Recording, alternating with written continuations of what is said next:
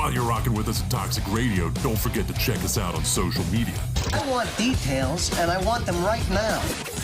Follow us on Instagram, Twitter, and Facebook. Now you're talking, brother. Chat with us, keep up on news. Just don't make it weird. Don't be a stalker. Don't be that guy. You just want to suck the joy out of everything. Toxic Radio. Get infected. You know what all the cool kids are doing these days? Listening to podcasts. And what does Toxic Radio have? Podcasts, duh. Just as I thought. Go to toxicradio.net and check out our weekly schedule for the lineup of great shows. Miss any of them live?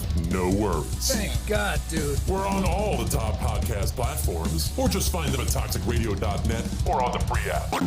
The choice is yours. Be cool or not. We're gonna be cool. Toxic Radio. Get the podcasts and get infected. All sports talk shows are the same, right? I am bothered by everything. You gotta go back to football school. The goal of this guy, it's just immeasurable. Wrong. In a world filled with talking heads more interested in their own celebrity than actually knowing the sports world, it's hard to find the people who really care about sports first. Look no further. Wire to Wire has it all covered. These guys have the knowledge and the cred to back up their opinions. No hot takes to get attention, just straight up opinions. Know anyone else who correctly called the 2020 World Series and March Madness? How about 70% on the NFL and NCAA football last year? You don't. Bottom line, these guys know their shit. They aren't doing it for attention, they're doing it for passion. Wire to Wire, live every Wednesday, 8:30 Eastern, only on Toxic Radio and wherever you find podcasts.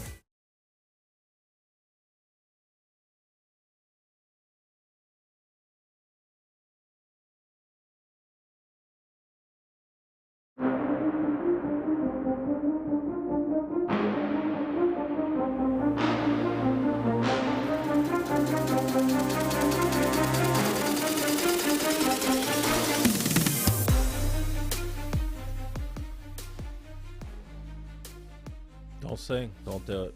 I'm not singing. I'm just chilling. I'm ready to rock and roll. Got episode 90. We've made it this far. Closing in on the big 100, bro. Yeah, bro. It was show 100. We got to give away like a cow. Okay. Show up in your house. Here's a cow. Cows are really expensive right now, so I don't know. I might have to deal with the chicken. Welcome to this week's show of Wire to Wire Sports Podcast. I am your handsome host, the NFL genius, PGeneA, Gene Walzak. And to my right, I got the man, the myth, the legend, the Uncle Scholastic Shally. What's going on? Coming through us remote, Kent State's own, Cleveland's own, Akron's own. He's got so many homes. I love him. College Cottrell. What's going on? You were married in Akron, so now you own that town too. So we just got to keep adding on to the legend of Cottrell. Sounds good to me. Not going to lie to you. I'm loving Audia's TikTok videos of like your wedding. Not kidding. If you just follow her, she's awesome. Shameless plug. I don't. For what? Oh, speaking of shameless plugs, I'm going to give one before the show starts. John Evans is hosting Speed Dating from Relationships 101 on Monday night. Guys, awesome. I think it'll be a fun time. If you want a speed date, I'll have Mike put the flyer up on the board. Sounds like Gene's going. I'm going. Maybe. You might meet me. You might meet the host of Wire to Wire Sports Podcast. All right, I'm ready to rock and roll. You ready to get started? Participation has just dropped. Yep, let's go. Yep. Whoa. So, we got a lot to get into. The NBA Finals is in not mid-swing. It's wrapping up. Game 6 coming up. Is it? NHL Finals is starting. The U.S. Open. College World Series. But, I mean, got to recap the UFC fights, though. Yeah. And one of the legends, one of the greatest, Joanna Jędrzejczyk dropped the gloves in the ring after getting KO'd by Zhang Weili. That's the first fight we'll talk about, and then we'll kind of lead into her versus Carla. Carla should fake an injury. I'm just going to be clear there. But spinning back fist of death. Zhang Weili looked very good in that fight. A lot better than I expected. She looked like old Weili in that But fight. I don't understand why she fought so tentative versus Rose. I guess when you get knocked out, you're just scared of the knockout again. But That fight versus Joanna, she dominated for a round and a half and then KO'd her. Rogan was talking about it, and he goes, "I really think she was so tentative in the second fight." And he goes, and I've heard other fighters say this. He's like, when you get caught but like you see it coming or it's something you expect, he's like, it's different than, he's like, she never saw that kick. He's like, it's different when you're standing in front of somebody and you get kicked or hit that hard and get knocked out. He's like, and you never saw it. He's like, then you kind of like, you don't trust yourself that you're seeing everything you should see, and you get worried, and it holds you back. That's his theory on it, because he was saying the same thing. He's like, she looked like she did for the first 2 years of her UFC career. The other night, he's like, that could be it. He's like, I just don't think she ever saw that kick. I just I hope when they fight for a third time, it's not another tentative fest for Zhang Weili, because the second fight was 5 rounds, but it didn't feel fun. Like, it felt like a slow 5 rounds. Like, it was, I mean, it wasn't a terrible fight. It wasn't Rose Carla, but it was not very it wasn't Weili Zhang versus Joanna 1. That was a treat. I mean, Rose Carla pretty much is. I mean, Rose Carla, and or not Rose. Bottom 5 ever. Yeah, I mean, it wasn't good. But let's talk about Joanna versus Zhang. What did you see in the fight? We all predicted Joanna would win the fight. We were all wrong on that one. It doesn't happen too often, but when it does, it happens in spectacular fashion like this did. It looked like Joanna, to me, just speaking from what I've seen, Joanna was so aggressive, so like wanting to lay hands and explode and have a good performance, and it looked like Zhang Weili really kind of used that aggression against her. I went in pretty much assuming Joanna was going to be the aggressor. I'm sure that's all factored into all three of us, picking her to win. Weili, I think, knew going in she was going to kind of be the counterpuncher and pick her spots, so forth and so on. I think Joanna was so overly aggressive, it made it easier for Weili to be aggressive, and she was more assertive than I thought she was going to be, and I think it helped her in the fight. She got off quick. She landed stuff early, and she got real comfortable in that fight very quickly. And she looked settled in, comfortable, trusted herself, and then she started picking her apart, man. And then you factor in the wrestling aspect of it. It was a very, very, very solid performance from her overall. It felt like she was the much stronger fighter, like physically stronger. And where I thought Joanna would have a huge advantage would be through the striking, and it felt like Zhang was first to strike also. Control, what did you say? So, I mean, I kind of saw something very similar to what you guys have already kind of alluded to. Joanna came in and she was very aggressive to start, and I think a lot of that was based on what that first fight was. I think that she went in trying to be aggressive because she was trying to take the fight to Weili. So I think that was a big portion of why we saw Joanna be so aggressive early on. But to Zhang's credit, though, I will say that she took Joanna's best shot, and she was countering everything, and she was slipping punches.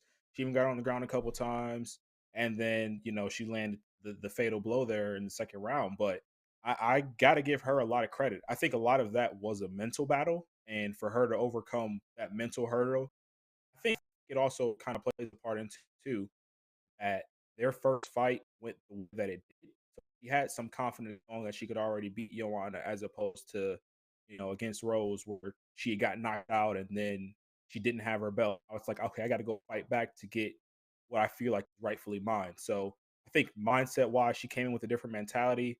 There's also a lot less pressure when you're not fighting for a championship. So I think mentally you can kind of get your mind together, and you're fighting someone who you already beat. And she was in the right mindset, and she showed why she had been so dominant in the UFC before. And I think all three of us fully expect her to go out and get her championship back when she fights Carla.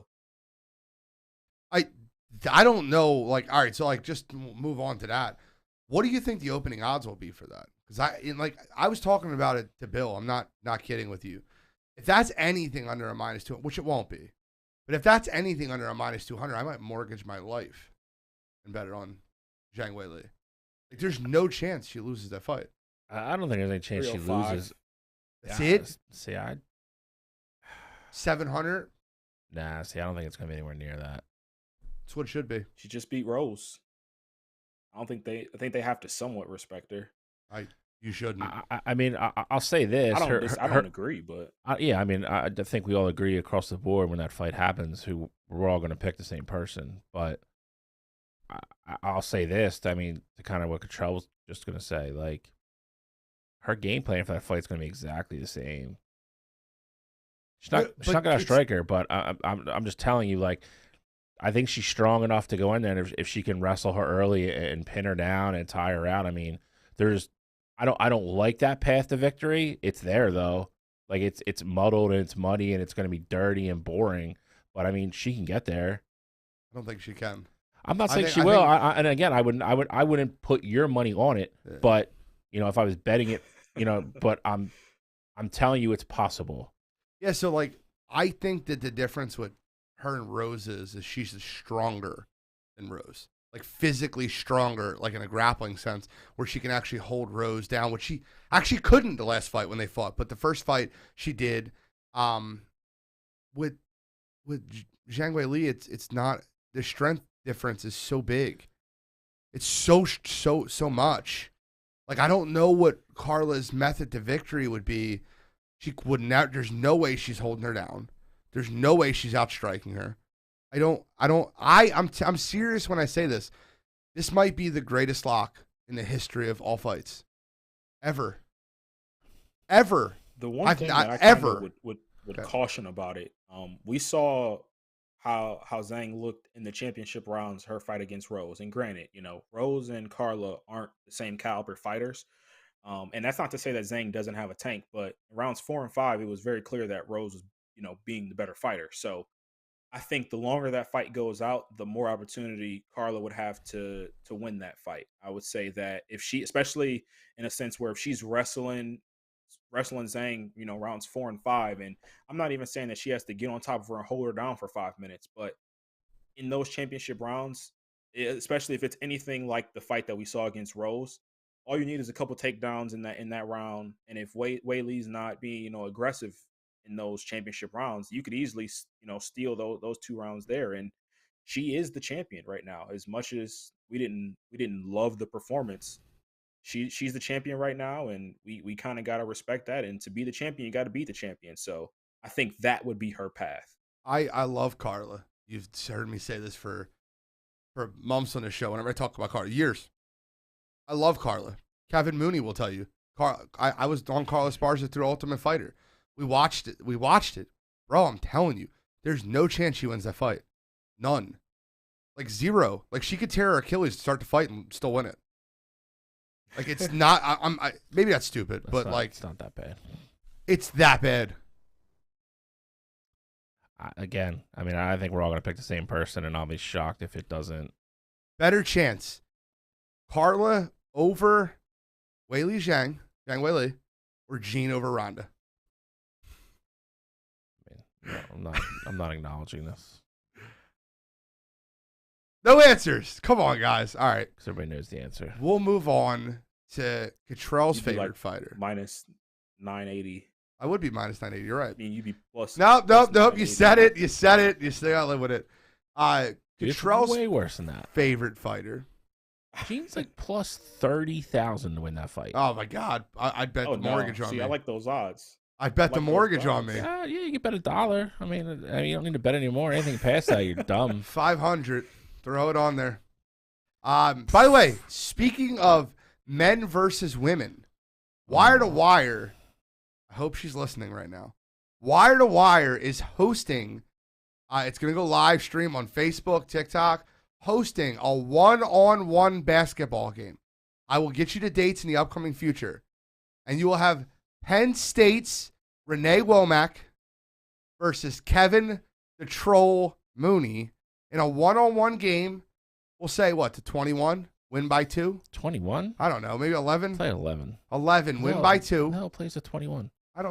We want to make it long. We want to. Listen, Twos when and she starts, threes, you know, when she 21. starts kicking his ass, dude, I don't need to like continue to see it. But She we're needs- gonna she have needs- 1v1. Put him Now, to bed. Kevin Mooney has said he could beat Diana Taurasi 1-on-1 in basketball. And to think that's only the second craziest assertion that's been said on this show. That's what he said. So we'll see how that goes. We'll get more information out for that, but we will live stream it. Let's talk about Cottrell's Valentina Shevchenko. Guys, only one person got that fight right. Sitting right here. I told you she's not a layup. I told you Talia is not a layup. I told you that fight was going to be a battle. I told you it could be a split decision. I actually had Talia winning the fight 3-2. And I don't think that's crazy.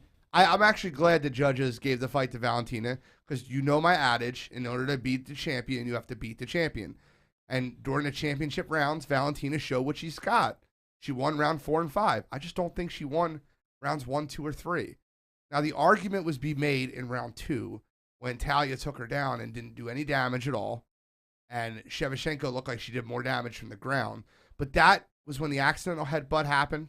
That opened up Talia's right eye. What did you think about the fight? Can you guys give Talia her roses yet? Oh, yeah, I mean, absolutely.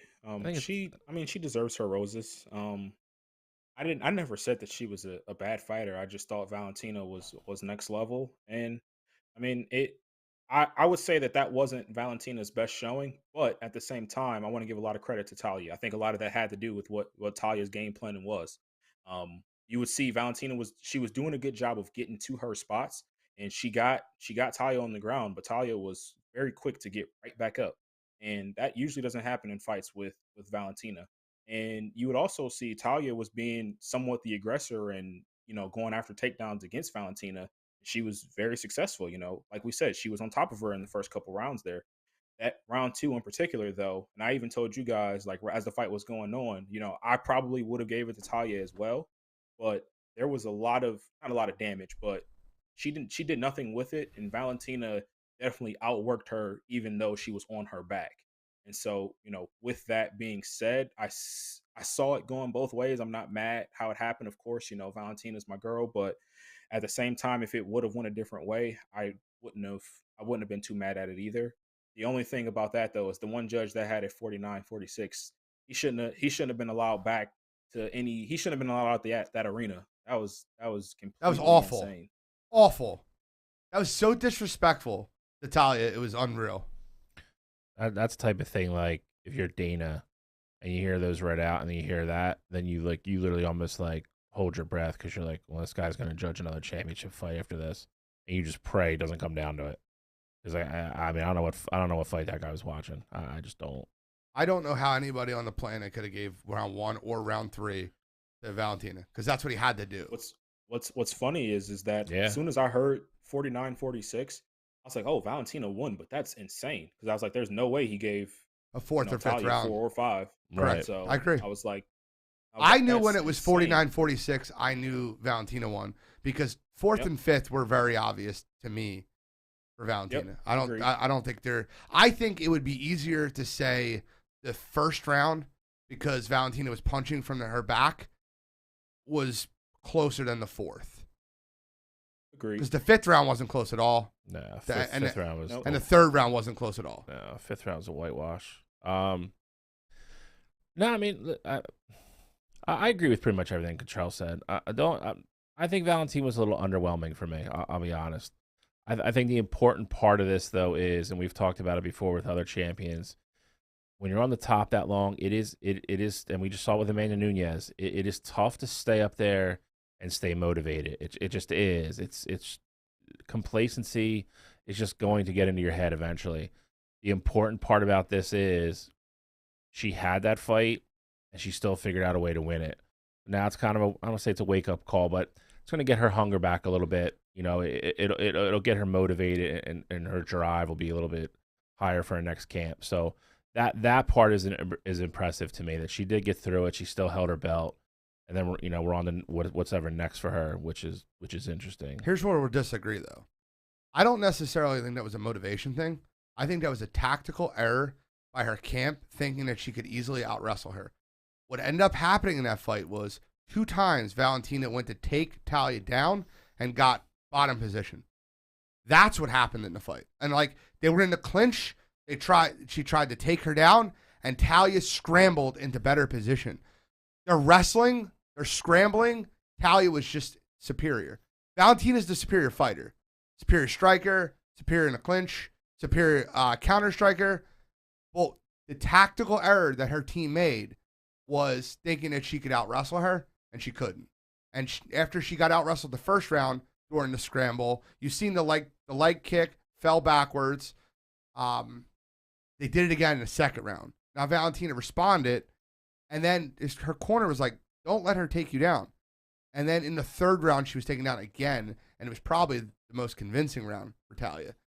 In the fourth and fifth round, Valentina looked exactly like Valentina should, but 100% stayed away from the takedowns. I think that was a tactical error, thinking they could out-wrestle her because of Valentina's strength. I don't think that was motivation. No, I mean, I'm not saying it completely is. I mean, she didn't look. I mean, nobody would ever say that's one of her better fights. No, I'm not saying it's a better fight at all. She didn't look sharp. She didn't, and again, I mean, coaching and game plan is part of it, part of any fight for sure, especially in MMA with all the different disciplines. She just, again, she didn't look terrible, but she didn't look good to me. Like, yeah, she didn't look like her normal self. Control, what were you saying?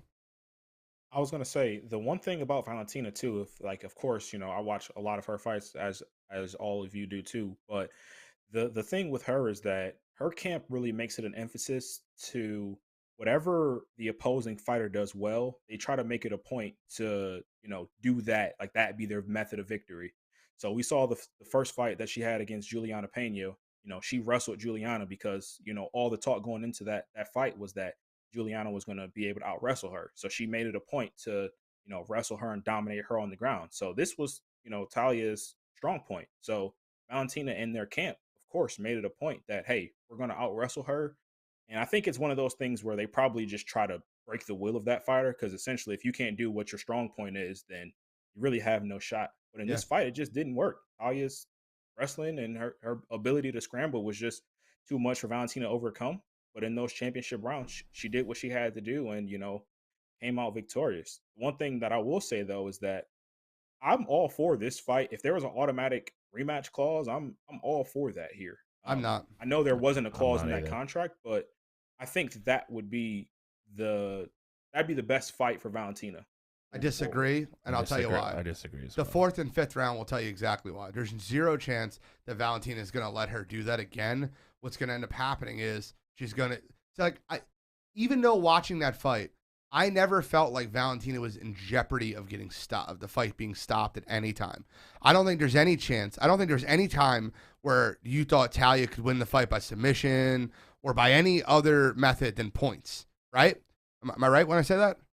No, I agree. Any time where you felt like now you're saying you're gonna get them back in the ring and hope that Talia could win a 3-2 decision, because she's not stopping. What her. I will say though, it's not happening. Is that after that incidental headbutt happened, whether it was just Valentina turning it on or that headbutt really affecting Talia. Oh, she attacked. She attacked. The tide of that fight. The tide of that fight definitely changed. So yeah, I think it'd be more than fair to let her go again with fully clear face, of course. Yeah, she attacked that side of the what face. Happens. She attacked that side of the face. It was very obvious. My problem with it is this is kind of just jumping on what you said. I think that was Talia's shot in her best foot forward. I don't think Valentina gets back in the cage with her and fights that way or looks that way.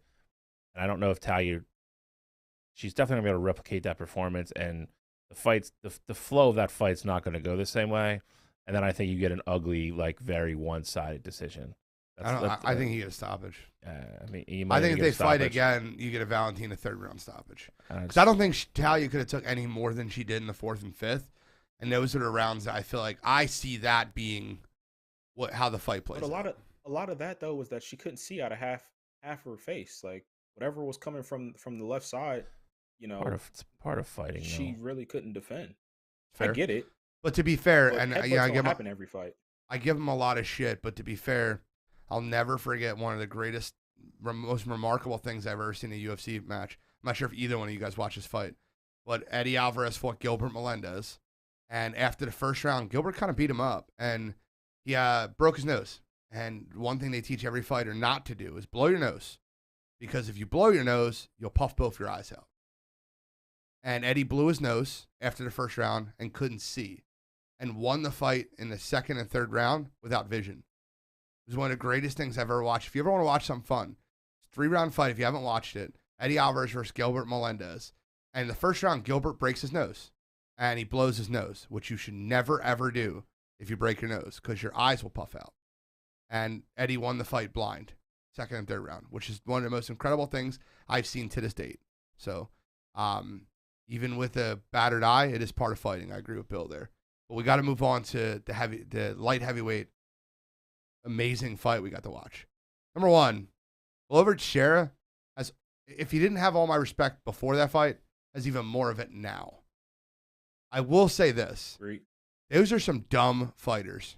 They're great fighters, but they made so many tactical errors, so many dumb errors where they had position and they went for something stupid.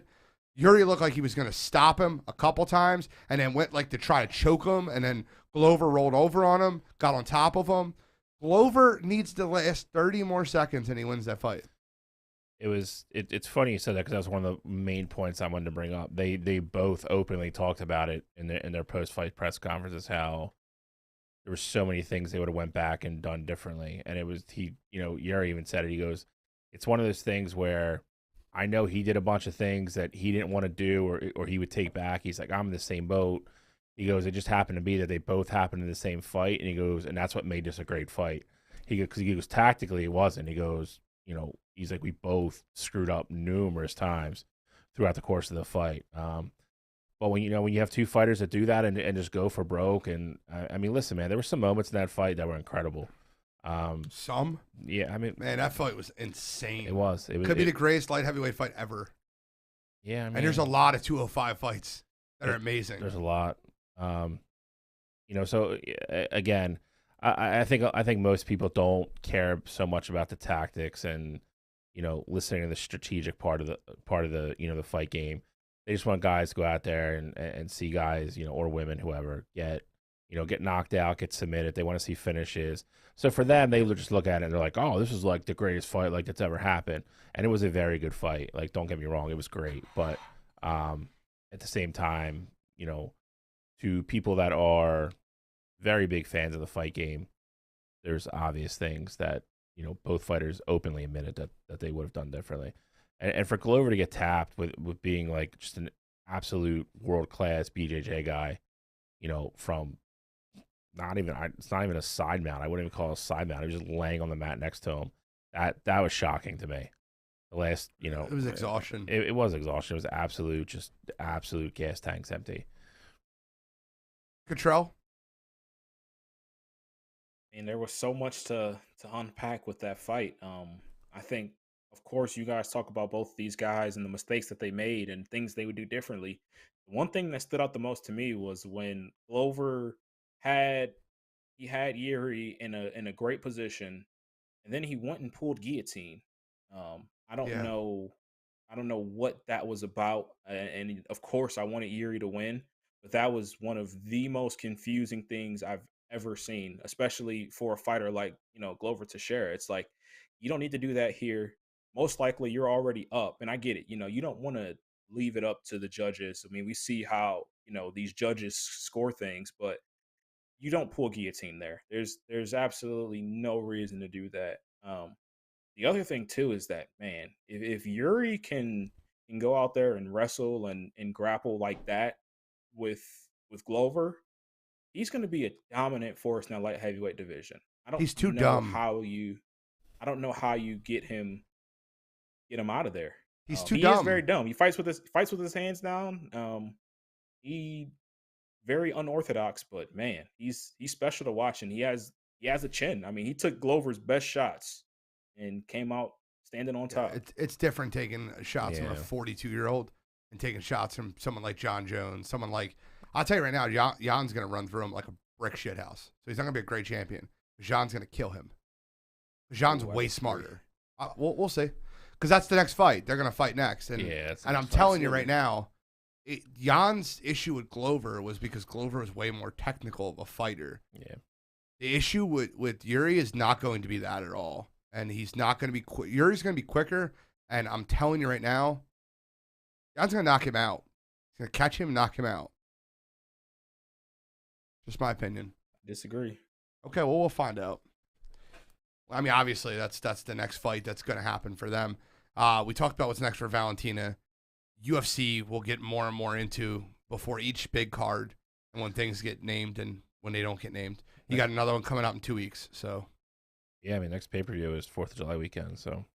July 3rd, right? July 2nd. July 2nd. Yeah, can't wait. That's going to be amazing. And that's what? Is that Izzy? Izzy. And then they have Holloway. Max Holloway on that versus, card? yeah, dude, that card's loaded. Strickland, Pereira. Is Nunez on that card? No. She's on the 30th. Okay, so she's I on the end believe. of July. There's a female fight on that card, though. I forget what it is. Misha Tate, Lauren Murphy. That's it. Lucky Lauren Murphy versus Misha Tate. I guess the question is, That's her nickname. I'm not calling her Lucky. Valentina is and O'Malley. O'Malley is on that card. Valentina is the curious one to see what she gets next. Because I don't think they run it back. I think whoever wins that other fight they're talking about. I have the name somewhere. I don't. The 125. Alexa Grasso and Vivian Arajo. I mean, I just. I don't think either one of them have anything for Valentina. I agree. And I think Alexa Grasso wins that fight. The one you're talking about. So I don't. I'd be really hesitant to put either one of them in the cage with Valentina. Yeah. I mean, I guess we'll see what Nunez does. I mean, it might be time for that. No, but Valentina's got to go up. That's 10 pounds. Like, if Amanda's not going down. Honestly, the smart thing is just to make it a super fight and not make it for a belt, and just let them fight at a catch weight. 130. I know. Amanda used to fought at 125 before, but she's never getting there again. She's just thickened out. Oh no, they're not getting down though. No, it was the other way. Valentina was up at 135. 135. She went down. Yeah, that's where they need to fight if they're gonna fight.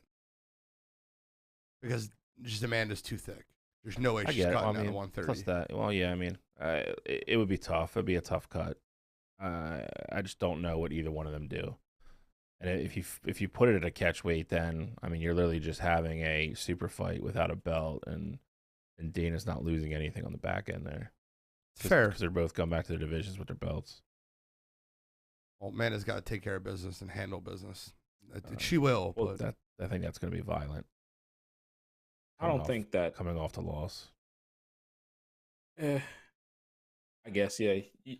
The catch weight, I mean, it would interest me just because, if Valentina went up and won that fight, I think the UFC is in better hands if you don't have a double champ in even if it's Amanda or if it's Valentina, just because they're not going to go back and defend each belt. So I don't know how you get that done, but that's a fight that I absolutely would love to see. Sign me up. Yeah, well, let's have Amanda handle business on July 30th first before we talk about it. We gotta get in NBA Finals, guys. NBA Finals is literally home stretch, and I know you joked about it because of the distance in between Home games. stretch, yeah. I mean, we'll play tomorrow, and then Game 7's like next Wednesday, I guess, or something, whatever. If we get there, It's Sunday. It's crazy, man. It's just we were talking about the way here, like it's bad enough that like the games like haven't come down to the buzzer, so like it hasn't really been a great finals. Like whatever teams won has been handling the lead with 2 minutes to go. There's no real drama at the end of the games. And then you gotta wait like 3 freaking days for another game. Like it's just so hard to get into it. And I mean, last Wednesday, Friday between games 3 and 4 was the most into it I was. Yeah, you because had it was Wednesday, Wednesday, Friday. right? And then you Friday night. You're like, all right, cool. Like I'll watch game Friday night. But then we went right back to the old schedule. And they could have Like, easily went to Sunday and made it primetime Sunday instead of having Sunday be media day. Yep. And doing Monday night, Thursday night. Yep. Just my opinion. I but don't disagree. But I mean, you know they do that just so it'll line up so that they can have Game 7 on Sunday. Like Game 7s are always going to be on Sunday. So I follow. I follow. It's still it's very bad for the sport. It's very bad for the sport. Yeah, I mean, you're about to I watch don't think- Tampa. You're about to watch Tampa, Colorado. It's almost the same distance. I mean, and they're playing every other night. They play tonight and they play again Friday. Tampa, Colorado is not the same distance. From I get it. it's probably Boston. within like 1,000 miles. So it's Within it's 1,000 that's an miles. coast hour. to coast. It's That's an hour and a coast to half- coast from It's an Boston. hour to and a half. California. It's an hour and a half on a plane, I follow your point. I just think that and it's a more physical sport. Like, let's just be honest here. it is. Not We'll close. get into the NHL, but let's talk about the NBA Finals. There's one guy that's predicted all 5 games correctly. He's sitting right here. His head's getting bigger. I'm just saying. I've said every game right so far. Boston game 1, Golden State game 2, Boston game 3, Golden State game 4, Golden State game 5, Boston game 6, Golden State game 7. I'm not kidding when I tell you this. This series has been so easy to predict for me. I don't know why. I don't know how. I just see it.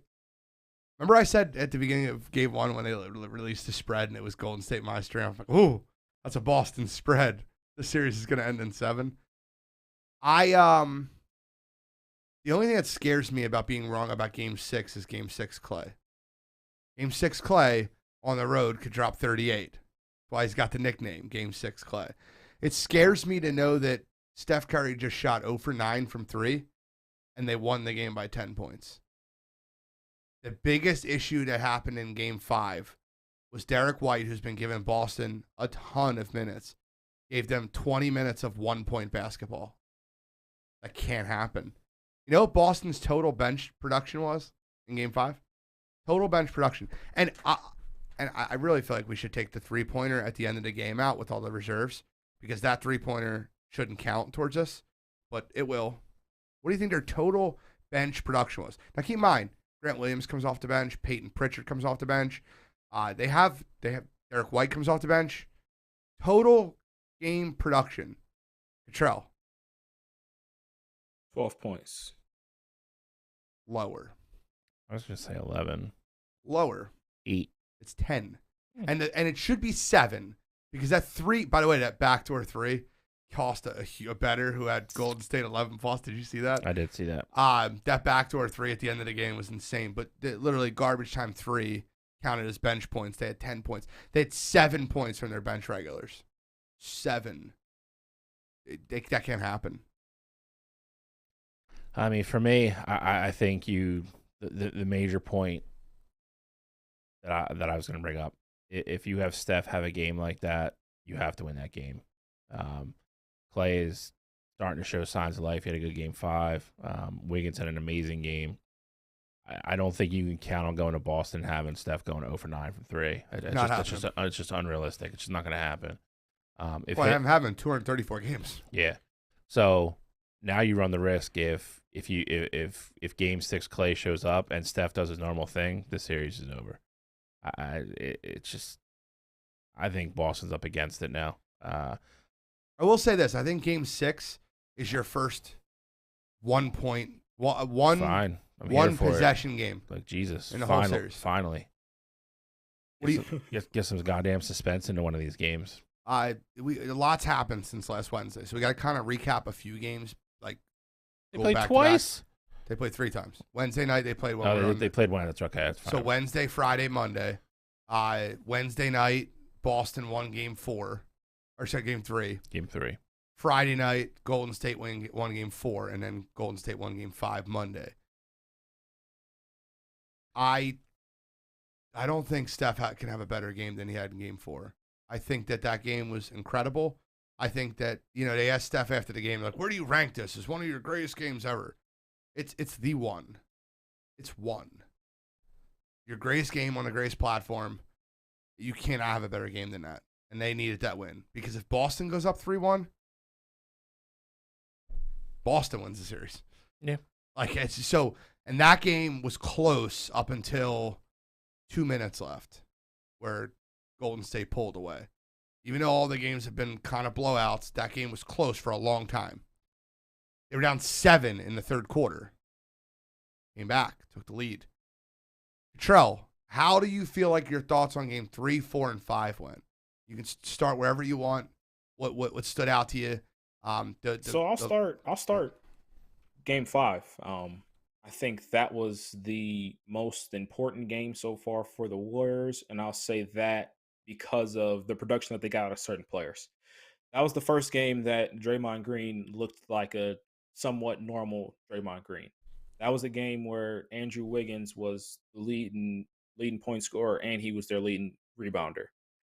And for Andrew Wiggins, that actually did start in game 4 where he had 20 plus points and, over 12 rebounds. So I want to give a lot of credit to Andrew Wiggins for stepping up in that role when Klay Thompson hadn't been producing what he normally produces. Jordan Poole hadn't been producing what he normally produces. So credit to Andrew Wiggins for really stepping up. But just to add on to that, though, Klay Thompson also showed up in game 5. We've already talked about how bad Steph was in that game. And for the last 3 games, as slow as Klay started, he's really, really found the mark. And so him being able to shoot the ball well, hit those open shots, it's been really helpful for that Golden State team, and it opens up their offense.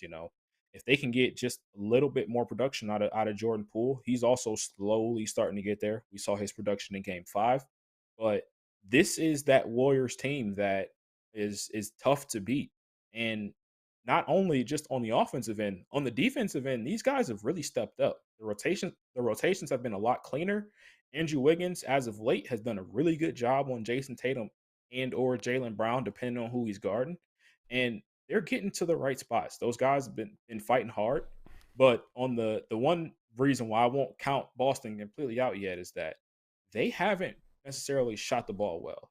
Jason Tatum shot 50% in game 5, but he was also tentative. And we've been seeing that's been a repeating trend from Jason Tatum in the fourth quarters of these playoff games. 5 air I think balls. if you can get a little bit more production on Jason Tatum, and Jaylen Brown's gonna bring it every game. Like Jaylen Brown is a gamer. Being back at home, those guys are gonna play a lot better. You're not gonna have 10 points come off your bench. Those guys are gonna shoot the ball better. I'm with you, Gene. I think this is gonna be a 1 possession game when it's all said and done. Maybe a 4-point win if it comes down to free throws, but I'm banking on this being the best game of the series by far. Here's how I see it playing out. It's 102, 101, Boston. Steph Curry grabs the ball. He gets double teamed. He kicks it to the corner. Jordan Poole misses the 3-pointer. Boston gets fouled, makes their 2 free throws.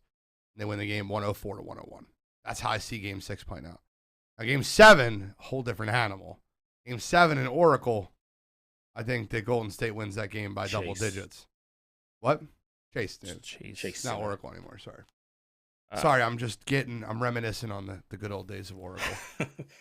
I think the thing that would worry me if I'm Boston is exactly what Cottrell hit on. Jordan Poole looks like he's starting to find it. Klay is continue to increase. Bro, Klay's 4 threes were literally within a span of 7 minutes of game time. Like he was 1 for 5 and he finished 5 for 11. He's starting to heat up a little bit. I think the worrisome part is, if Steph and Wiggins continue to play the way they have been, minus, game 5 for Steph, and you get decent production out of Klay and you get decent production out of Poole, somebody other than Jason Tatum or Jaylen Brown have to have an amazing game for them to win that game. Let me ask you a question. I know the answer. This is just a leading question. I think you do too, but I'm going to help you. Why did Wiggins have such a good game in game 5? Why? Either one of you guys can answer. I know that. I'll tell you the answer. It's a fundamental, like I said, next level basketball discussion because you guys are next level basketball fans. I get it. But why did Wiggins have a better game? I mean, he hasn't had. Game 5 particularly. Yes, game 5 particular. There was a huge Uh, something happened. I'll say I saw it in game 4 and game 5. Game 4, think- they started it because Steph was on fire. Game 5, they completely committed to it, and they I think Uh, a lot of it goes to Boston's rotations, and 100%. Andrew Wiggins has a quick first step. So if you're worried about corner shooters or just open guys, Andrew Wiggins is going to beat you off the dribble pretty often, It's especially not when even- he has it going. it's not even corner shooters. The way that Boston's rotating on Steph Curry after that monster game he had in game 4, they started it late third quarter in game 4 and then continued it in game 5. The way they're rotating off of Andrew Wiggins is they're trying. So you just said it perfectly. His first step is quick. So what they're doing is they're doubling Steph almost every time from the Wiggins side. They weren't leaving Clay open. They're still not leaving Clay open. But they're doubling Clay from the Wiggins wing, and essentially what Steph's doing is that it's why Steph had 9 assists. Steph is getting him the ball. He's taking that quick first step, and if Grant or Robert Williams doesn't help, if Robert Williams does help, he's kicking it out. That's why Jordan Poole had such a good game. That's why Gary Payton too had such a good game. 15 points from Gary Payton, and if Robert Williams doesn't help, he's already ahead of Marcus Smart. He's already ahead of Jaylen Brown. Whoever that rotating defender is, Wiggins is taking them to the hole. Well, he's being smart about it too. 100%. And most of the time he's driving back. He's reversing back into the way they're coming from. Correct. You can't stop and get back in front of somebody as quick as him. I mean, you saw it. You saw in the Derek White play. I mean, with the dunk down the lane, pretty much just kind of the dagger and end of it all in Game 5. He came off the wing and he did. I mean, Derek White tried to pop in front of him and he just went the other way and you can't catch him. He's just too quick. But it's Boston's rotations, and I gotta give Boston credit because they did what they wanted to do. They stopped Steph Curry. They slowed him down. Yep. But when you do that and you have a guy that has such a high basketball IQ as Steph Curry with a coach like Steve Kerr, they all knew what to do. It was like elementary. Like we've seen this before. Pass to Wiggins. Wiggins drives the hole. Are you going to help from the opposite side? Because if you are, I got Poole, I got Clay, I got another shooter over here. And think again, that- and that just plays the Golden State's depth, and 100%. I think that is the uphill battle that Boston was always facing in this series. Tatum and Jaylen can hold their own, and if you want to compare them to, if you want to take Steph and Clay off the board, that's fine. Out of the next 5 guys you're going to name on each side, Golden State's probably got top 4 out of the 5. Depending on how you want to value Draymond. It's just tough. It's just tough to beat consistently, night after night. It's just not an easy task. You need a lot of things to go right. One thing I'll say about the Warriors too is that they found a way to rebound the basketball. I think that's also been a big portion of why they've been successful, because before it was whenever Robert Williams was on the court, Boston was always out rebounding you. And to their credit, the last 2 games, they've been fighting on the boards. And when you have Andrew Wiggins being able to give you that production on the rebound and Draymond Green getting you rebounds, that kind of neutralizes a guy like Robert Williams. And it puts Ime in a tough spot because, if Robert Williams isn't giving you offensive rebounds and he's obviously not like an offensive weapon, like, yeah, he'll have putbacks here and there and he cuts to the rim really well, but it puts you in a tough position because at that point you have to think about going to a smaller guy like a Grant Williams to stretch the court a little bit more. So I want to give the Warriors a lot of credit there too. But Grant Williams has been a ghost in this postseason. He's been terrible. And I'm going to go a little further about it. So if you asked me before the game started, who would be the 2 leading rebounders for each team in Game 5? There's no way I'm saying Wiggins and Tatum. Wiggins had 13 rebounds. 13. He attacked those rebounds. The defensive it's basically not giving Boston extra possessions on the offense end. Because both games Boston won, they won because they were getting extra possessions on the offensive end. You look at the shot totals. In every game, Boston's outshot, basically took more shots than Golden State except Game 5. And that's next level basketball. Wiggins getting to those rebounds, 13 rebounds, and 13 big ones. Like Draymond had 7. He had a couple really big ones down the stretch in early fourth quarter. But a lot of them are tipped rebounds. They're not. Yep. If you notice, a lot of those rebounds are tipped rebounds. They're Some of them are. I mean, he went up. Who wants it more? Correct. He had 2 or 3 in the lane where he just went in and just out jumped everybody though and took them. You're right. So I mean, he's been a huge X factor for them. I remember, we talked about him the first couple shows we've ever done on this. I was a little bit higher on him than Gene was, but we were all curious to see how he was going to fit. I think he showed glimpses of it last year. This year, he's he's really grown into it, and I think he's become exactly what they wanted him to be, and he gets it now. And he's tough, man. I mean, you can't. There's just too many people to guard. When it just boils down to it, it's tough. But what I give Steve Kerr credit for, is he's gotten every one of them to buy in defensively too. Gotten every one of them to buy in. Do you know the big joke, the video where they're like calling him Draymond Simmons for the ball that I don't know if you've seen the play, but someone was driving and dished it to Draymond. I saw and he was wide open and he kicked it out, and the guy missed it. I think Clay missed the 3. Yeah. That Warriors team is built that way. They'd rather take the open 3 than the open 2. And Gary Payton was wide open for a corner 3, and he just waited for Steph to run behind him, set him a nice screen, and Steph hit it in the corner. That was game 4. But these, just to that point though, all these guys are bought into that system. Yep. And 6 years ago, Draymond Green had 27 points in game 7 of the finals. Now he knows that that's just not my role. Like, I don't need to score, and I don't have to look to score. So I thought it was funny when his mom tweeted. Did anybody see that? That shit was so funny. I think we talked about it. It might have been the week that Trell had his work meeting. He's just as important to that offense as anybody else, if not more so than a lot of people. Outside stuff. Yeah. But listen, I think you hear about all the great coaches of all time, Phil Jackson, how Michael Jordan was with that team, and Pop and all his teams with Duncan and Robinson and all those guys, and the culture. They have that same type of culture in Golden State. Yep. Like, when you get there, you're going to play unselfish. You're going to play defense. I don't think Kerr gets enough credit for it. I really don't. Like, no, I agree. If he wins this, it's going to be his 3rd one. Well, this would be this one will be the one that he gets most credit for in my eyes. I agree. Because the first one, it was Mark Jackson's team. The second 2, it was KD. This one is the one that, in my opinion, would be the most credit for. I'm not saying the Mark Jackson's team one is that's fair, but that is what they said. It was Mark Jackson's team. Yeah. Mark Jackson built this team. And the KD ones, they're just literally. I remember the Rihanna you comment. You coached them to a championship. Yeah, but this one would be the most impressive to me. I do want to make one final comment before we move to the NHL, and I just kind of want to bring this up.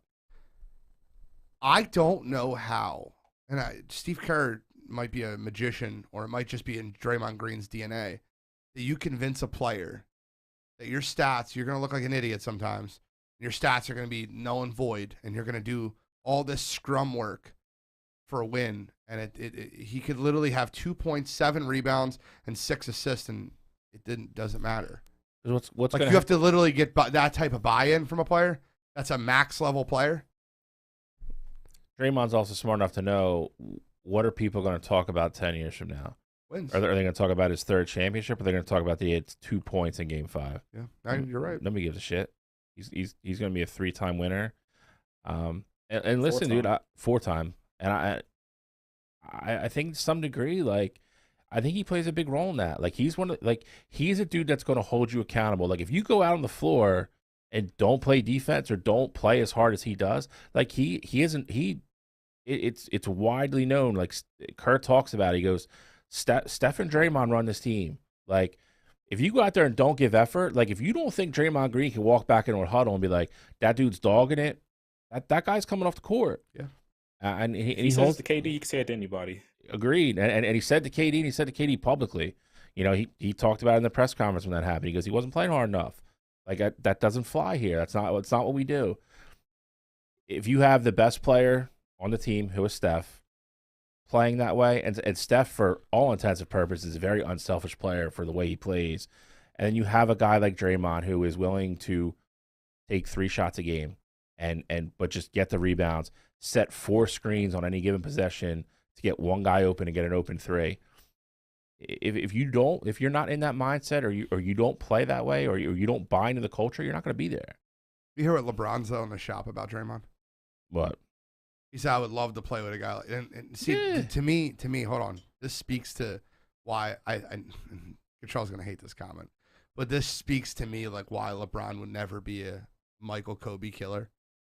Like that type of mentality, because he's like, I'd love to play with a player like Draymond. I would love a player to yell in my face if I'm not giving it all. Like I respond very well to that. And like, to me, I feel like he needs to be the guy that does that, not necessarily the one that loves to get yelled at because of that. It's just two different trains of thought. There's the Michael and Kobe where I'm the guy, I'm going to do it. You're going to get on my back. We're going to play this way. And then there's LeBron's thinking, and I'm not saying this as a slight. LeBron is smart enough, and his basketball IQ is through the roof to know he can be like, if I get player A and player B on my team, and then I can go get a Draymond that does all the things that I want him to do, and like LeBron's smart enough to know to look at those people and be like, I can win with that guy. And it's not wrong. It's just we're so predisposed to respect the Kobe and Michael way more. Yeah, well, Lou Williams comments about Kobe Bryant after they got blown out in Portland is just speaks volumes of who he was. Correct. He's like, from now on, I touch the ball every possession. You're gonna learn what it's like to play with Kobe being fucking Bryant. Yeah. You MFers don't shoot anymore unless I touch the ball every possession. Correct. Like, and it's again, it's I think we all love that competitive spirit because that's what we aspire to be. Yeah, I mean, it's no one aspires to be the passive guy. It's rare, and I'm not saying LeBron's passive. He's passive. I'll say it. Passive's not the right word. I think LeBron is more worried about the W rather than being, I have to be the guy on SportsCenter hitting the shot, and I think he gets a little bit too much shit for that sometimes. But there are times, again, to your point, he is the next guy. Like, however you want to slice it, if you love him, you hate him, whatever you want to do. There's Michael, there's Kobe, and there's him. People want to see that killer out of him. Like, people want to see him get in a huddle and be like, put the damn board down, just inbound the ball. I got the ball, I'm shooting, we're going to win the game. People want to see that because that's how Michael and Kobe were. It's just not his personality. Yeah. And it's, I mean, I don't, I want to see that because I think he definitely had that in him. One of the best to ever do it. I don't care where you rank him. LeBron's second of all time. Yeah, I mean, I don't care wherever you want to rank him, but I think just our whole generation grew up on Michael. Like, my generation grew up on Michael, and then we went into Kobe. You guys, like, you more so grew up with Kobe. Like, that's what we're used to. Like, just alpha dude who's an absolute killer, but also supremely gifted. I and a superstar. I remember being 12 years old, and I'll stop this. But I remember being 12 years old, and my dad was talking about the NBA Finals. I'm like, why do we need to watch it? We know the Bulls are going to win. Yeah. Like, that was my mentality at that point. Yeah. I was 12, and I'm the fan I am now. Like, why do we need to watch it? We know the Bulls are going to win again. But it's one of those things. It separates the great from the good players. But then there's another level where it separates the GOATs from the greats. Yeah. And there's a distinguishable line. And that's why both those dudes, R.I.P. Kobe, but it's so funny to hear you hear the Lou Williams story and you're like, that could easily be about Michael. Yeah, no. Because you hear all the same damn stories about how Michael, people talking shit, and then all of a sudden, they're like, oh, yeah, 8 points. And then 4 minutes later, we're like, oh, we're down 10, and Michael's got 24. That's how he was. And it's the same thing with. I thought the funniest thing, and we got to stop. We got to get to NHL, and I want to give Control a chance to rebuttal because I'm sure he's stewing. But I thought the funniest thing was when Michael made up a guy talking shit about him for the Washington Wizards. Bro, it's so the Bullets. It's so petty, but so him at the so same Michael, time. Yeah. Yes, made up a guy talking shit. in his head to get him motivated. The Kevin Garnett, Jamal Mashburn to me is still one of the funniest things I've ever said. Like one of the funniest stories ever. And they both tell it almost identically. Yeah. But if you want a good laugh, just Google Kevin Durant or Jamal Mashburn, Michael Jordan story. Kevin Garnett, sorry. And there's a bunch the same as Kobe. Like there's guys that like you just didn't talk shit to. Yeah. Cottrell, your thoughts on what we were talking about? I think he left. He had enough. He's done. Oh, he's back. I didn't even slander LeBron, so don't be mad at me. I'm not even gonna dive into the whole killer thing. The only thing that I'll comment on is saying that you would want to play with somebody like Draymond. I don't see how that would be a slight. I'd argue that Draymond is probably the only guy in the NBA that would hold LeBron accountable. So I just think being a person that needs to be held accountable. Like you never heard stories about Michael needing being accountable. You never heard stories. No, you don't. It's not necessarily needing to be held accountable. I mean, he's got 4 championships now. There's nothing to be held accountable. He's going to give you what he has. On but three different stacked hand-picked teams. Oh man, we're just going to do this. Aren't I'm we? just telling you what it is. It's three different stacked hand-picked teams. You could say stacked. I mean, just why does it have to be hand-picked teams? Well, that's what he did. I mean, Miami definitely was. Outside of Miami. Of course, okay, Miami, yeah. Did he not convince the Cavs front office to trade the first pick to get Kevin Love? They already had Kyrie Irving, though. Did he not convince the Cavs front office to trade the first pick to get Kevin Love? I'm sure. Did he not get Michael all his Jordan buddies in there? Did he not get all his buddies in there? Mike Miller, Kyle Korver. Kyle Korver. Those guys win your championships. Yeah, that's stacked right there. No, what they did. 35-year-old Mike Miller that retired a couple years later, and Ray Allen at 37. He got all his buddies in there. All right. So listen, let me give you your Rosers now. NHL Finals. Wait, hold on before we go to that. Just I wanted to ask. I mean, I didn't know you guys were gonna start yelling at each other about LeBron again. Golden State wins. Yeah. Where does Steph fall for you all time? He might finally crack the top 10 of all time. That's kind of like, Joe, what do you think? You have to have a Finals MVP to be in the top 10. You have to. Maybe he has a good game tomorrow night, Correct. or tonight, or tomorrow night, and they win. He should already have one, but that's another different story. Iggy, bro, don't talk about Iggy. We don't talk about Bruno. But I would say top 10, and he's the second best point guard ever. Yeah, agreed. But top 10 is arguable still. See, I don't think it is. Oh, okay. If you have four, 2 MVPs, 2 MVPs, and you're the best shooter God ever created. I mean, I don't know, because the big thing when they were talking about on ESPN, and I actually saw it on Fox too, they were talking about like how he automatically jumps. So who does he jump? Well, the big thing was like, where do you have him with like KD and everything? And everybody's like, he has to be. I have ahead of KD. Yeah, but I don't have KD top 10. You noticed that when I had my list. So like, all right, if you want to talk about old players, and you want to tell you he jumps like Wilt Chamberlain, which I don't like. That's not my point. But like, does he jump Shaq? Does he jump Bird? Shaq even Magic? Shaq himself Kobe? said that he's in that conversation. Okay, does he jump Shaq? Does he jump Bird, Magic, Kobe, Kareem, LeBron, Jordan? Like, that's kind of what my point being. Does he jump Timmy? That could be your argument. Does he jump Tim Duncan? Greatest power forward ever? Greatest shooter ever? That's your argument. But, like, the other ones aren't arguments. You can't say he's better than Shaq now. Like, greatness-wise? No way. I mean, Shaq, to Cottrell's point, kind of lit that fire because Shaq said he would. I don't care what Shaq says. I watched both of them play basketball. Well, I mean, Shaq was undeniably unstoppable. Shaq's top 5 on some people's list. Who does he jump? If you put him in the top 10. My argument with Shaq is still the same what it was. I think he was a great player. I think a lot of his dominance is just because he was bigger than people. That doesn't mean he's still dominant. Okay, but being bigger isn't a skill. Knowing how to use that size is. And he did this again, but like talking about a dude who was successful no more than like 8 feet away from the rim on a good night. I think he'd be right under. I think Steph for me would be right under Bird. And the argument is like that is like where like Where do you have Bird? 9? I think I had on my list. I think I had Bird like 7 or 8. Okay. if he's going to slot in anywhere, that.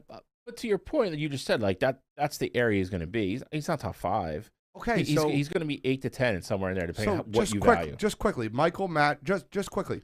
Michael, LeBron, Kareem, Wilt, LeBron. I had to say LeBron. Kobe, Magic, Bird, Timmy. That's 8 right there, and that's not talking about Bill Russell. That's not talking about Shaquille O'Neal. Like, and I would put him ahead of Bill Russell, which Shaq, is why I would have Shaq there before Tim. But what? Yeah, you're saying that Steph is jumping Timmy and Shaq. Say it. maybe I'll have him 9 then. I'm not saying Okay. I don't think he jumped making my Shaq, points. but I Just think making the my points. argument for Tim, I think it's very much there. Okay, that's fair. I once again, I said he's 10. He cracks to 10. Cracks to 10 finally, with a 1 Finals MVP, which is he's 2 championships that I don't agree with. I don't count them. I'm kidding. I count them. NHL Finals. Cottrell predicted it completely right. He has Colorado versus Tampa Bay. I had Colorado winning it all. Who do you have winning it all? Still have Colorado. Colorado. All right, so we'll get into the series. I know Bill is still undecided. This series is the immovable object versus the unstoppable force. This series has the potential to be the greatest NHL Finals ever. You have arguably the best offense to ever step on a hockey rink. Colorado Avalanche. You're making a lot. Versus one of the greatest goaltenders ever to step on a hockey rink with Vasilevsky. That's accurate.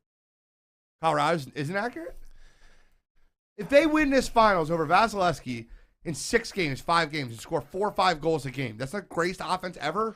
Ever? No, dude. I mean, ever? Like, you're glossing over some, like, old Edmonton teams where they got to the finals and scored 7 goals a game. Like, ever. And it's the same Colorado team that hasn't made the finals the last 3 years. It's almost, this team is just different, bro. I get it. It's all the same players. I love Colorado.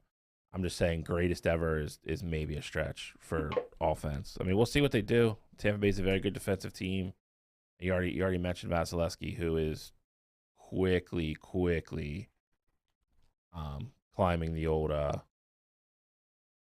all-time goalie list. And Yeah. and you could argue for playoff wise, he's damn near on Rushmore already. They three-peat? He's on Rushmore. If they three-peat, it's going to be hard to keep him off there. You're looking at that point. That's tough, man. I don't. You got some monster goalies. You do, but Marty B. Marty B's on there for sure. Dominic Hasek. The argument. It's funny because me and Tom had this conversation. Your givens are Marty B. I'm not on high as Hasek as some people are. I love Hasek. But he's Patrick. He's single-handed Hasek. Hasek. He single-handedly won the Czech Republic a gold medal. It was one of the greatest performances I ever watched from a goal. I know that's not NHL, I get it, but I've never seen a goaltender just defeat Team Canada. Like, it was absurd. All right, so continue. No, I mean Vasilevsky's becoming like his numbers he's putting up in playoff series is legendary. He had a rough first series this year. Since then, he's got a .955 save percentage. His last 8 game 7s, he's saved 200 or last 8 game 7s or series clinching wins. He stopped 219 of 221 shots. It's just like he's becoming like the clincher, the closer. He's got all kinds of nicknames. If you go to a game 7 with him, you're probably gonna lose. I don't care who you are, Colorado, whoever. It's becoming like myth stuff now. Like it's getting that crazy. He's putting up all-time numbers, and I'm talking about numbers that are better than Marty, Wah, Hasek, whoever you want to throw out there. He's better than all of them, and he's 25 years old, which is just scary. It's going to be a great series. I will agree with you on paper, talent wise. This is one of the best Stanley Cup Finals. Before they start there's about 2 minutes. On paper, it has the makings of being incredible. If you're a hockey fan, if you're casual, I will tell you to watch it. It's going to be exciting. It is not going to be boring hockey. There's not a lot of dump and chase with either one of these two teams. They both have guys that can fly offensively. They pass the puck very well. It's going to be a very exciting series. I'm excited to watch it. It has the makings. Gene is accurate when it has the makings. It could be an absolute legendary Stanley Cup. I have to mention this, and I'm just trying to tag him, but apparently I just can't. But Justin Kalb, the guy that won the Xbox, he called me before in the beginning of the playoffs, and he goes, "Who do you got winning the Super Bowl?" I like the Rams. We placed a bet on the Rams to win the Super Bowl. They win the Super Bowl. Before the NHL playoffs, he goes, "I'm telling you," he's a hockey fan. He's like, Colorado is winning the Stanley Cup. And he put a bet on Colorado to win the Stanley Cup. Now, this guy's sneakily becoming a Gene Walzak mini here. Okay? Listen, guys, I'm not trying to toot my own horn, but I am. This year started with some Gene Walzak magic. We got Georgia in the national championship, the Rams in the Super Bowl. Colorado Avalanche win. I mean, you only got a couple more major sports left. I didn't get NCAA basketball, though. But I like Colorado in 6. I like Colorado in 6 in this series. I think that I'm scared of the Game 7. I'm scared of it. Even though it would be in Colorado, I'm still scared of it. I like Colorado in 6. I think their offense is unbelievable. I said before the playoffs started, they wouldn't get taken to a Game 6. They were by St. Louis, but other than that, they've been dominant throughout. I think their offense is just next level. I think they put up 4 goals a game in the Stanley Cup Finals, which is unheard of versus Vasilevsky. And I think they win the series in 6. I wouldn't be surprised if they won tonight by multiple goals. 2-3-4. 5-1. I think that Tampa Bay has to get their feet under them as they start it a little bit. Like Colorado's been sitting for a little bit, chomping at the bit. I think that Colorado wins the series. I think they win it in 6. I think the Gene, Justin, Kalb connection continues, but that's just my opinion. I'll pass it to Cottrell next. Pass the rock. So I actually agree. I agree with the game amount and the team.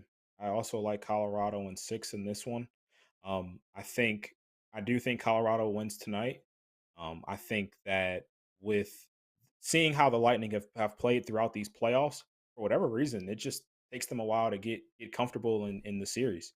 Saw it last series against the Rangers, and there was a point in time in that series where it felt like the Lightning were about to go down 3-0, and they rattle off 4 straight games. So I think it's going to be a little bit more the same in this series where Tampa Bay is going to start off a little bit slower. Colorado probably takes the first 2.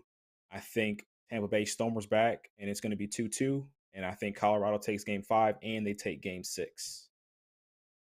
That's a good. I don't know if I disagree with that. I think Tampa takes game 2, but I think me and you will. That's fine. I have Colorado in 6. I don't think tonight's gonna be a blowout. I think hockey is one of those sports you can't really practice for speed. It's kind of like football when you watch a team that's been off for a couple weeks. They're still a little rusty with their timing and everything in the first quarter. I think you're gonna see that tonight. Tampa Bay's I think they've been off for 4 or 5 days. The biggest reason they struggled at the beginning of that New York Rangers series was because New York came right off the ice and kept playing. Tampa Bay had sat for almost a week waiting for them to play.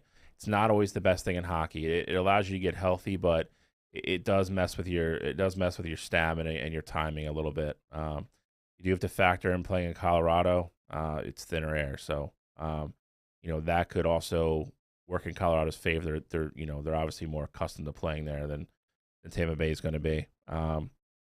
Injury wise, Tampa Bay got really good news today. Braden Point's going to play tonight.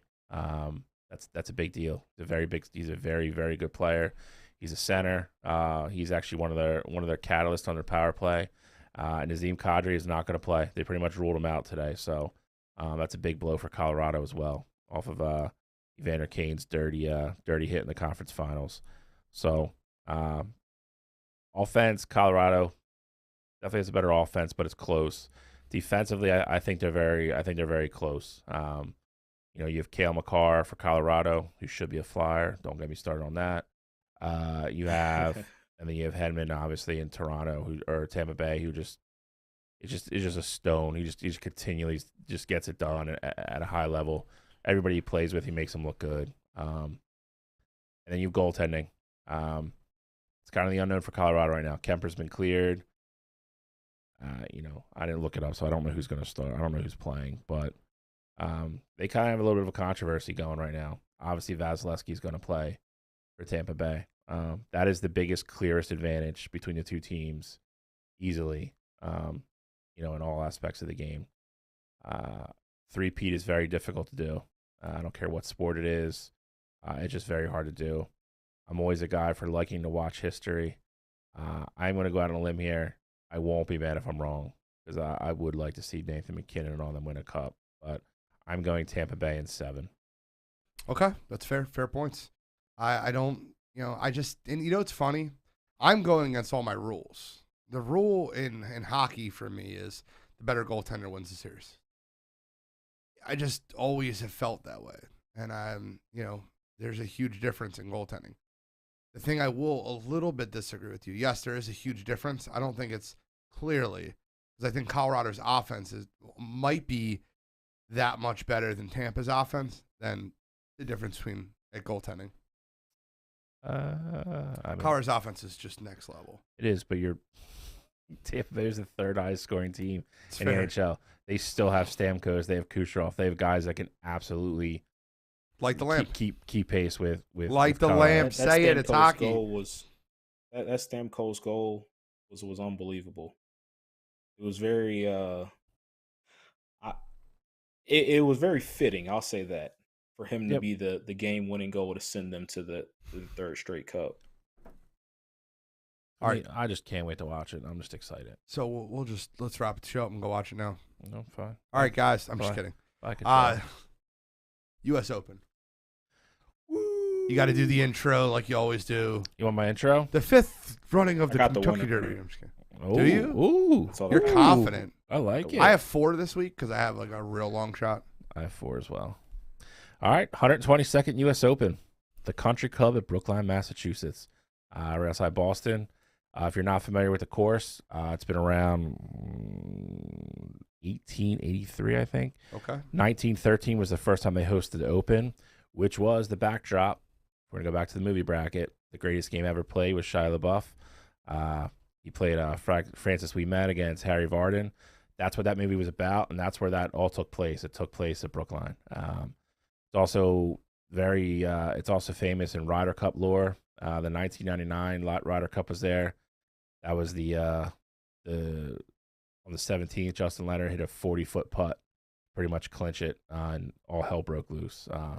That's a cool clip to watch. But they needed a half out of that, and that pretty much secured the Ryder Cup for the U.S. Anyway, it's a very old-style course. For people around here, very similar to Marion East, where they've held U.S. Opens. Not extremely long. It's only going to play about 7,200 yards this week, which for these guys is very short. Narrow fairways. If you haven't seen it, Google the course tours for the rough. It's playing anywhere between 2 and 2.5 feet deep. If you miss fairways, you are absolutely going to be penalized on this course. So the guys that can bomb it and hit it straight, they're going to have a huge advantage. If you miss fairways, you're screwed. You're going to hit bogeys. Just like Marion, very small greens. They're going to be fast. Got to play smart golf. Very disciplined. Whoever does that the best is definitely a guy that's going to be, that has a chance to win this week. This will not be a high-scoring Open. This is definitely going to be one of the ones where you turn double digits.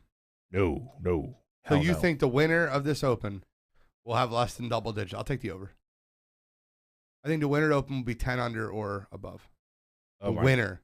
This is all right. This is like mortgage bet. Oh, I'm not doing that. I will take the under handily. Unless the only way that changes is if they get rain and they don't have any rain in the forecast. By Saturday or Sunday, that course is going to be dried out and it's going to be brutal. All right, so you're going last on winners because you were literally sank the board at the PGA. So you're gonna go last. We're gonna lead up to you. All right. Cottrell starts off. All right, He's got the I got winner. 2 names for, He's the winner. He's got the winner. and I got the winner. Scotty Scheffler is going to win the U.S. Open. My long shot's going to be Tony Finau. I think he hasn't played too well so far this year in a lot of events. He's been decent. He's made the cut in I think pretty much every event that he's golfed in so far. But Gave me third last week. I think he gets it. I think he gets it together, and he's starting to peak at the right time.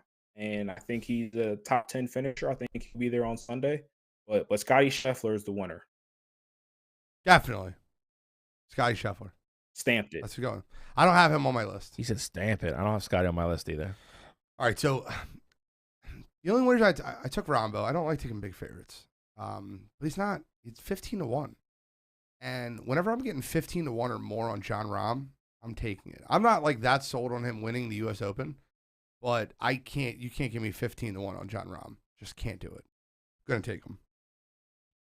27-1, I like Will Zalatoris. I think that Will Zalatoris could play this course really well. Controlled player. 28-1, like Jordan Spieth. I have him at 28-1. But my biggest long shot is Bill's favorite golfer, Brooks Koepka. Brooks Koepka, 55-1. I can't allow that. He's just very controlled golfer to be at 55-1 odds. I think he can definitely win the Open. I think he does everything well. He's not been hitting the ball as great this year as he was last. But I feel like if you're going to turn it around, this is the course to do it. Shally? Finau almost made my list, but he didn't. He played very well last week. He came in third. I think it's 3 shots behind Rory, 1 behind Justin Thomas. Played really well. We always like to find guys that are playing well the week before a major. Could he sneak in there? Absolutely. He was one of the last guys that I cut off. My first long shot, Gene already just stole him. 55-1 for a guy who's won the U.S. Open twice. Craziest stat ever. In the last 4 years, there's only been 4 guys that have beat him at the U.S. Open. So he's got two U.S. Open victories, and he's got 4 second-place finishes already. 55-1 is maybe the most disrespectful thing I've ever seen. Agreed. For golf odds. He finally got married. The wedding's over. I don't know if you saw his press conference yesterday. Getting back to old Brooks, he's a little bit testy. Got a little testy with the woman reporter asking him dumb questions. He got sick and tired of talking about the LIV, which I don't blame him. He says he's healthy, and if he is, I mean, he's married now. That's all over and done with. He looks focused. I mean, if he plays well, all the guy does is win majors. Do not be surprised if he's there. My next long shot is Corey Connors, Cottrell's favorite Kent State golfer. Kent State? Ball strikers course. He's only played in 4 U.S. Opens. He's missed the cut 3 times. Last year, I think he finished 12th, I believe. The course sets up well for him. He's not the longest hitter. If he can hit fairways, he's a great ball striker. He's a great iron player. His Achilles heel is always his putting. If he can hit a lot of greens and make some putts, Corey Connors could be there, win you some money, hit the board at the end. My 2 favorites, also going with Gene on one of these. I'm going with Will Zalatoris. Just came up short at the PGA. Has had 2 good tournaments since then. Lost to a crazy comeback by Justin Thomas.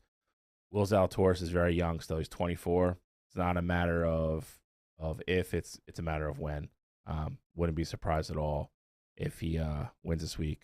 But my number 1 overall betting guy, the guy that I'm picking to win, he's been trending in the right direction now for 6 months. Finally got over the hump last week. I'm going with Rory.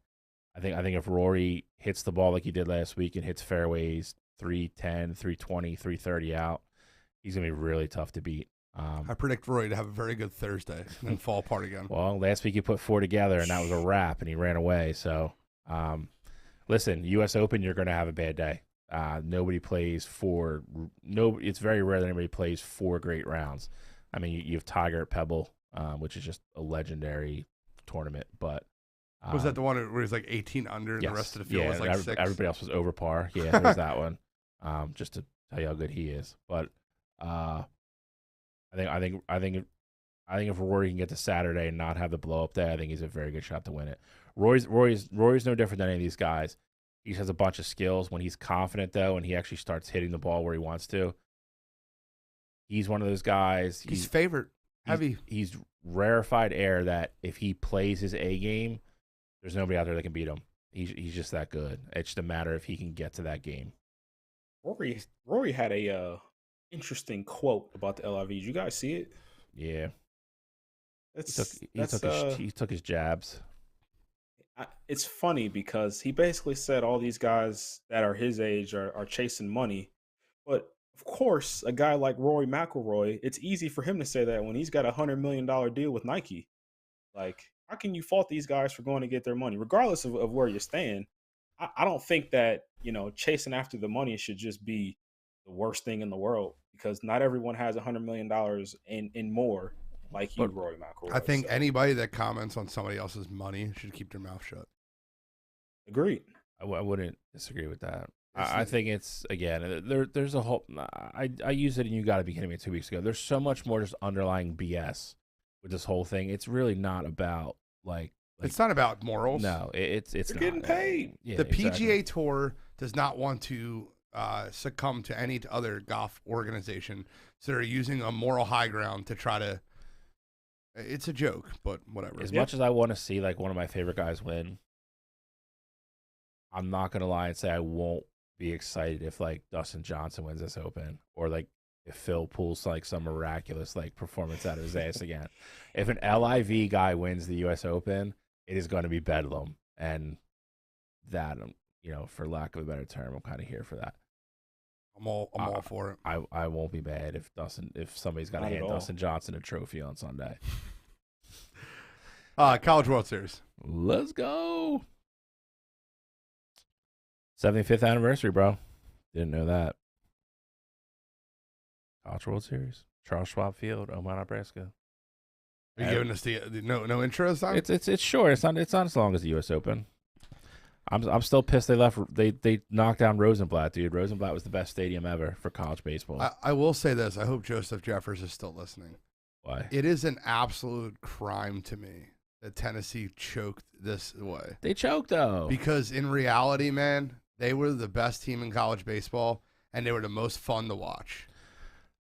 They were so much fun to watch. They were a bunch of shit talkers, a bunch of it's like modern day baseball. It's like you had a bunch of like 4 or 5 Bryce Harper type players on that team. Not like talent wise, but like attitude wise. You know what I mean? Head first diving, giving the middle finger, talking trash the entire time. It's kind of what makes them more annoying, though. They weren't annoying to me. They were very entertaining. And for college baseball, You say that, but that's a team that, like, if you were playing against that, I'd hate them. that's a team that gets you ejected. Fact. Yeah, all right. Fact. There's no. Listen, But I have no dog in that race. There's no dog and pony show. There was that upended my weekend because that's if they made it, that's who I was picking. So like 100%. I didn't think I was going to do any research on this topic, but lo and behold, I did some research. damn Catholics went in and beat them. Do you have a winner, Damn Cottrell? Catholics. Yeah, so I'm rolling with Stanford. Rolling with the I highest think it's seed. going to be Stanford. Absolutely, Such rolling with Stanford Such a cash and like 10 seconds of like research pick. over Stanford over Texas. I like that. This is what I see in the final. I don't know if that can that happen. I think it can. I'd have to look. It can. No, it can. Opposite Stanford, ones? yes. All right, yeah, it can happen. Because Texas is going to play Texas A&M, in my opinion, in their side of the Correct. bracket. Yep. So How crazy that 4 teams in the SEC West made the College World Series? no, not crazy. Wild. They're just so good athletes. SEC I is have- just I have- crazy for baseball. I have A&M over Auburn. So it's funny because I actually think Stanford gets upset in the first game that they play versus Arkansas. I think that if Stanford wins that game, I think Stanford matches up well versus Auburn. But I think that I think Auburn beats Arkansas, and I think that Stanford gets upset early. So I have A&M, who I think is the best team left. That's not, Tennessee's not there. I have A&M over Auburn. That's what I got. I am going Texas A&M over Ole Miss. That's fair. Did some research, made a phone call to somebody who is knee deep in SEC baseball. This is the team. Ed, was it Ed? Who? Ed the head. Ed. No. Ed's more of a Northeast ACC type guy. My buddy Adam actually lives down in Baton Rouge. He has season tickets to LSU. He has connections to Ole Miss. He's watched them play 10, 12 times this year. Ole Miss team kind of underachieved all year, and then they finally decided to turn it on or flip the switch in the SEC tournament. They play great defense, and they can absolutely rake. Pitching staff's a little bit, leaves a little bit to be desired. I love that. Leaves a little to be desired. But with all these teams, once you get past the first 2 games, all these teams are really out of pitchers anyway. They're just throwing dudes up there that can throw like 80 and just like throw strikes. That's when you start seeing the 15, 14 games. That's why it makes it fun. So I will go Texas A&M over Ole Miss in the finals. Okay. Let's get into You Gotta Be Kidding Me. Cottrell? All right, I got 2 this week. The first one I'll hit on pretty Sweet. quick. I got Montrez Harrell for getting caught 3 pounds of marijuana in his car. Oh, Maybe not. I don't know if we're we jumped if we're it on getting him pretty getting that quick. there or not. Mike, are you ready I for You did. Gotta Be Come Kidding on, Me? you gotta be kidding me. I did, but it was a quick one. 'Cause I got to get All to right. to the real one. Circle jerk Marcus in the booth. Marcus Freeman. He's been having a lot of choice words about his alma mater, Ohio State. Yeah. So in his recent little spiel, he was talking about college athletes, particularly the football players, about them going to class. He was saying at schools like Ohio State, those guys can take online classes and be fine. Here at Notre Dame, our guys have to go to class every day. It's crazy because he graduated in 2008. They didn't even start online classes in 2010. He hasn't been a part of the program, so he has no clue what's really going on Ohio State. The other thing that's just crazy about that is man. that he's been taking so many digs at Ohio State, and before now, it's been all love, And you got James Laurinaitis on your staff, who is also an Ohio State Buckeye, and now you just want to go after Ohio State players, and it's just simply not true. And now you're going to get what's coming to you first game of the season. So for that this week, Marcus Freeman. Come on, you gotta be kidding me. Is he wrong though? Absolutely, he's wrong. They do No, class he's checks not. at Ohio State. Make sure I about figured that. You Gotta Be Kidding Me would come out of To Ohio compare State. those 2 schools academically is like No, I'm not comparing the two, but you don't Yeah. have to shit on one to boost yours. Everyone knows listen, that they Notre rivals Dame now. has He's got high grade standards. he's got the Now you keys get to to the be car mediocre in now. football. You get to beat up on these non-conference schools in your horrible schedule, and then you get to the big boys and you get your ass handed to you. So welcome to the big leagues, Marcus Freeman. I like Marcus. Go ahead, Shally. I don't have one. Control did I do too. too. I don't have one. All right, Till so now. I have one. Notre Dame goes in If that you would stadium and like, wins though. Oof. Mike, can you play the video, please? Make sure the sound is on. It's very important. I know it's always a fun tactic. But for this week, Tactic. Play the I goddamn don't know video. what this is. Play This the is- video. Play it. Sorry. Mike's always ready. He's prepared here at Toxic Prepare. Radio. Jesus Christ. What I'm trying to say is, Tua is that deal, bro. He has an arm. He has a heck of an arm, bro. He's accurate. He can throw the deep ball. Tua or Patrick Mahomes. Obviously, like I'm gonna go with 1.5 as the strongest arm, but as far as accuracy wise, I'm going with Tua all day. What I'm trying to say is, You can turn it Tua off. is that deal, bro. He He has an continues. He has a heck of an arm, bro. Still sounds stupid. He continues to go forward in the conversation. They ask him a little bit later. They said, "Well, who would you rather have? The guy that throws the deep ball well, or the guy that throws the accurate ball?" He goes, "I would much rather have the guy that throws the accurate ball," referring to Tua, saying, "I want to take that slant 80 yards like I did versus Buffalo." Look, Tyreek, I know you got $30 million. I know Miami overpaid for you. I know you have to stick up for your quarterback. I understand being a good teammate. I even understand if you have some unfinished business or some issues with Patrick Mahomes from Kansas City. What I don't understand is how you tell me the quarterback that's been to 4 straight AFC championship games, that has literally designed your career, and Tua Tagovailoa is a better quarterback, a more accurate quarterback than Patrick Mahomes. You watch him in a game. You watch game action. No shirt on, no pass rush Tua, no pads throwing you the ball in practice. Him in a game versus him in practice, two totally different things. So for this week, Tyreek Hill. Come on, you gotta be kidding me. It's a strong contender for shit take of the year for 2022. I think Colorado just got a shorthanded goal, 1-0. Oh, nice. But I have a little bit. You have anything? I have something. You do have something? I don't have anything. I have 2 things. Okay. Come on, you have one. Trust me. It's tomorrow. That was tomorrow. Travis, one of our best listeners, birthday is tomorrow. You ain't getting no shout outs from me. I'm giving him a shout out. My man Travis shares our show. Our one listener of the year, Travis Wiley. Happy birthday, my friend. Just kidding. Happy birthday, buddy. Happy early birthday. Happy spending with little terrorist JD. Control, do you have one? Anything? Happy birthday, Travis. Do you have anything else? Okay. I have one more. It's very serious. I don't even know if this is, well, it's on Facebook. So, one of my closest friends in the entire world, Nick Hurtado, who hopefully will be listening to the show, just recently lost his father this weekend. So I wanted to send prayers out to the Hurtado family. Listen, if anybody, a few of us know how it feels to lose a father, but Nick is one of the nicest, kindest, greatest human beings on earth. Family guy, man, he's just such a good human being. So I just wanted to wish well wishes to the Hurtado family, to Sonia, Nick, and Joel.